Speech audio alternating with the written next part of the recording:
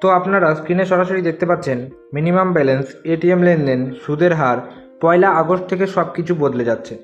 আপনাদের যদি পিএনবি অর্থাৎ পাঞ্জাব ন্যাশনাল ব্যাঙ্কে অ্যাকাউন্ট থেকে থাকে তাহলে আজকের ভিডিওটি কিন্তু আপনাদের জন্য খুবই গুরুত্বপূর্ণ, কারণ 1 আগস্ট থেকে অনেক কিছু নিয়ম পরিবর্তন হচ্ছে, যে নিয়মগুলো কিন্তু আপনাদের জানাটা উচিত, যেহেতু পাঞ্জাব ন্যাশনাল ব্যাঙ্কের গ্রাহক আপনি। তো আমি পুরো প্রতিবেদনটা পড়ছি, আপনি ভিডিওর সাথে থাকুন, তাহলে কিন্তু বুঝতে পারবেন। তো দেখুন কি বলছে।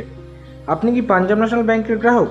তাহলে আপনার জন্য গুরুত্বপূর্ণ আপডেট, কারণ 2025 সালে জুলাই মাস থেকে পাঞ্জাব ন্যাশনাল ব্যাঙ্কের পক্ষ থেকে এই 3টি নতুন নিয়ম চালু করা হয়েছে, যা অধিকাংশ মানুষই জানে না।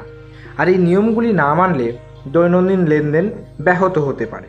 তো চলুন জেনে নেওয়া যাক আজকের এই প্রতিবেদনে। প্রথম যে নিয়ম সেটা হচ্ছে মিনিমাম ব্যালেন্সের কোনো জরিমানা নেই। তো কি বলছে, এখন থেকে পাঞ্জাব ন্যাশনাল ব্যাঙ্ক গ্রাহকদের জন্য সঞ্চয় অ্যাকাউন্টে আর মিনিমাম ব্যালেন্সের ক্ষেত্রে কোনো রকম জরিমানা নেওয়া যাবে না। অর্থাৎ মিনিমাম ব্যালেন্স না রাখলেও কোনো চার্জ গুনতে হবে না। যাদের আগে অ্যাকাউন্টে 500 টাকা বা 1000 টাকা না রাখলে টাকা কেটে নিত, তাদের জন্য এটি একটি বিরাট স্বস্তির খবর। আর এতে মূলত কৃষক, দিনমজুর, স্বল্প আয়কারী পরিবার, বৃদ্ধ গ্রাহকরা ভীষণ পরিমাণে উপকৃত হবে, তা বলার অপেক্ষা রাখে না। এই সিদ্ধান্তের ফলে মূলত আর্থিকভাবে দুর্বল শ্রেণীর মানুষরাই ব্যাংকিং পরিষেবার সঙ্গে যুক্ত হতে পারবে।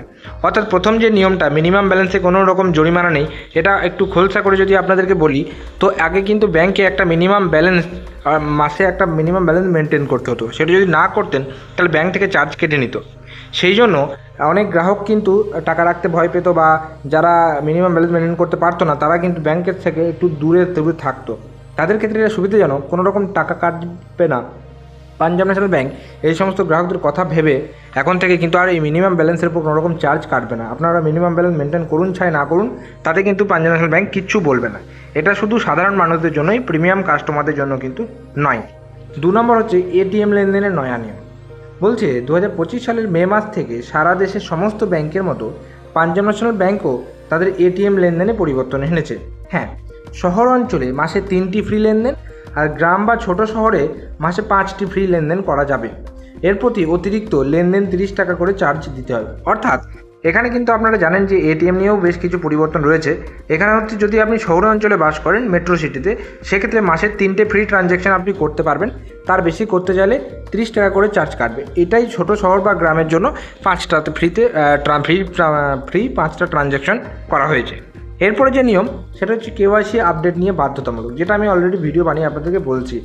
পাঞ্জাব ন্যাশনাল ব্যাঙ্ক জানিয়েছে যারা এখনও কেওয়াইসি আপডেট করেনি তারা 8ই আগস্ট 2025-এর মধ্যে যদি না করেন কেওয়াইসি আপডেট, তাহলে অ্যাকাউন্ট ফ্রিজ হয়ে যাবে এবং লেনদেনও বন্ধ হয়ে যেতে পারে।